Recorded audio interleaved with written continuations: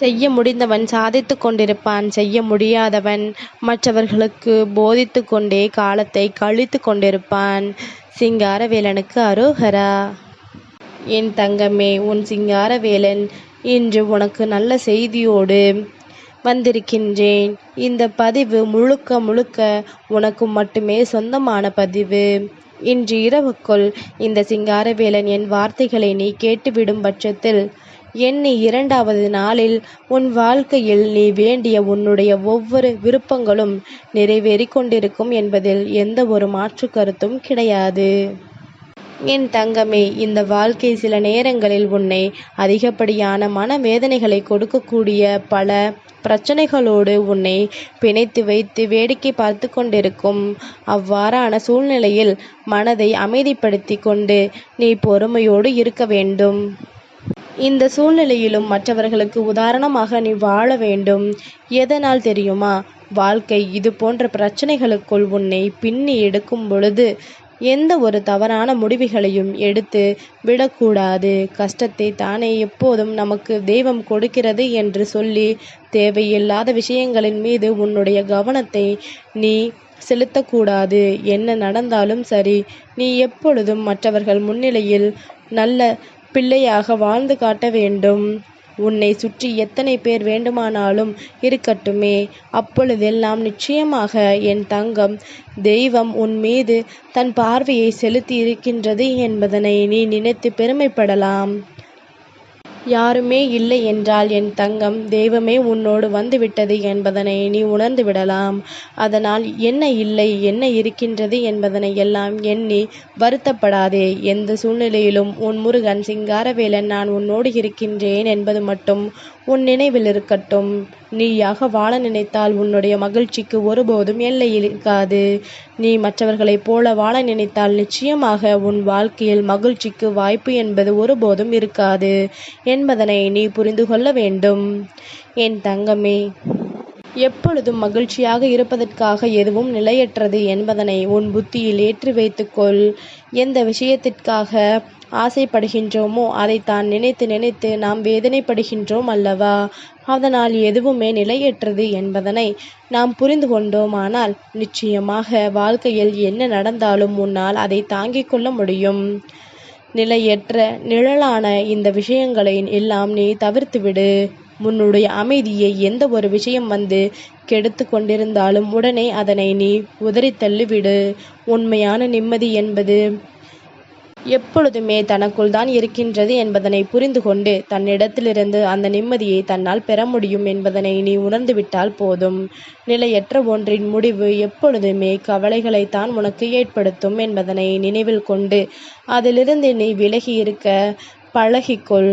என் தங்கமே, நீயாக வாழ நினைத்தாலும் சரி, மற்றவர்களைப் போல வாழ நினைத்தாலும் சரி, அதன் முடிவு என்னவென்பதனை உன்னாலேயே நிச்சயமாக புரிந்து கொள்ள முடியும். தவறு செய்பவர்கள் மட்டுமல்ல, அந்த தவறை தட்டி கொடுப்பவரும் அதை கண்டும் காணாமலும் செல்பவர்களும் தண்டனைக்குரியவர்கள்தான் என்பது உண்மை.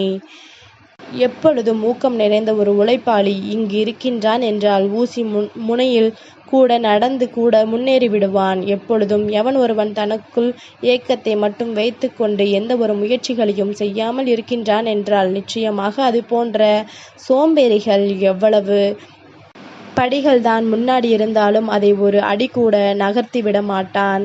அறியாமல் செய்யும் தவறுகளை விட அறிந்து செய்யும் தவறுகளை இன்றைய உலகத்தில் அதிகமாக இருக்கின்றது. காரணம் சுயநலம் என்ற ஒன்று இங்கு இருப்பதனால்தான் இங்கு யாராலும் இந்த வாழ்க்கையை சரிவர வாழ்ந்திட முடிவதில்லை.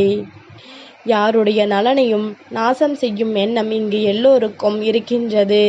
இந்த எண்ணம் இன்று வேண்டுமானால் அதை செய்பவர்களுக்கு மனதிற்குள் சுகத்தை கொடுக்கலாம், எதையோ சாதித்து விட்டது போன்று ஒரு உணர்வை கொடுக்கலாம். ஆனால் வரும் காலம் என்ற ஒன்று இருக்கின்றது அல்லவா? நீ அறிந்ததை விட நிச்சயமாக உனக்கு தகுந்த பாடத்தை அது கற்றுக் கொடுக்கும். பல அறியாத விஷயங்களும் அந்த நேரத்தில் உனக்கு நடக்கும்.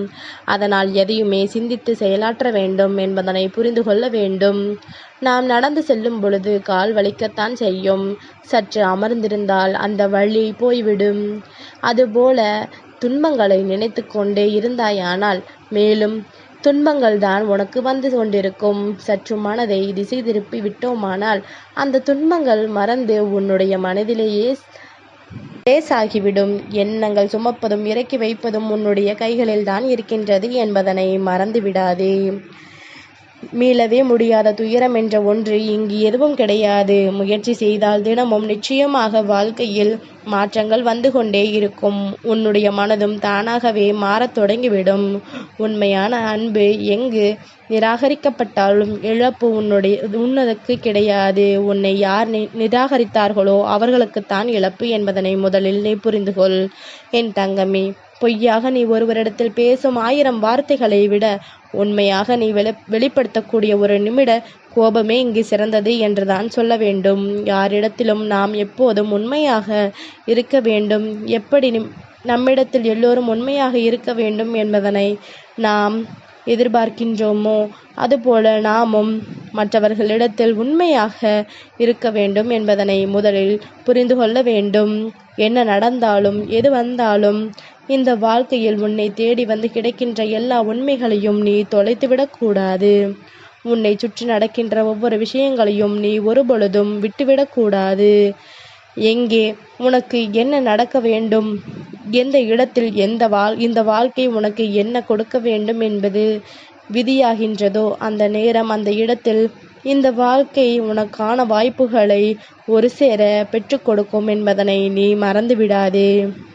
நல்லது நடக்க வேண்டி நான் உன் முன்னால் இருக்கின்றேன் என்பது என்னாலும் உனக்கு நினைவில் இருக்கும் பொழுது என் தங்கம் எதற்குமே நீ கலங்கிவிடக்கூடாது. சிங்காரவேலனின் அன்பு உன்னை நிச்சயமாக தலை நிமிர வைக்கும். சிங்காரவேலனை உனக்கு துணையாக கொண்டு நீ செய்கின்ற ஒவ்வொரு விஷயங்களிலும் உன்னுடைய திறமையை மட்டும் வெளிப்படுத்தி கொண்டே இரு.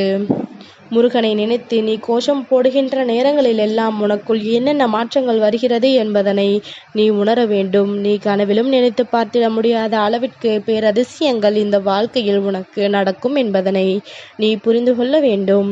உன்னோடு நான் இருப்பதை உணர்ந்து இனி உனக்கு இந்த வாழ்க்கை என்ன கொடுக்கிறது என்பதனை தெரிந்து அதற்கு ஏற்றாற் போல நீயும் வாழ பழகிக்கொண்டால் அதுவே போதும். இனி உன்னோடு நான் இருப்பதும் உனக்காக நான் வருவதும் எந்த நிலையிலும் உன் வாழ்க்கையில் சத்தியமான விஷயமாக மாறப்போகின்றது.